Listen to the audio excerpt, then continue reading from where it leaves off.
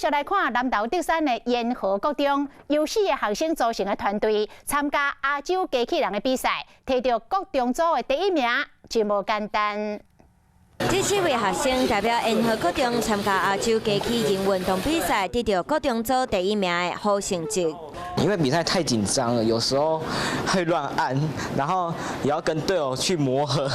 我觉得这是第1次在这么大的比赛中得奖，对我来说是非常可贵。我在这次比赛是扮演着观察对面的速度，我学到团队精神是非常重要的。因为可能后面还有新的比赛，所以我们现在也还是在持续的在练习。 延和国中唔那伫学校成立自主教育和科技中心，嘛积极推动相关课程。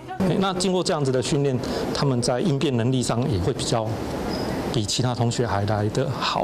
希望会当对比赛当中增加学生对科技的兴趣，未来嘛会当培训出更加侪优秀的科技人才。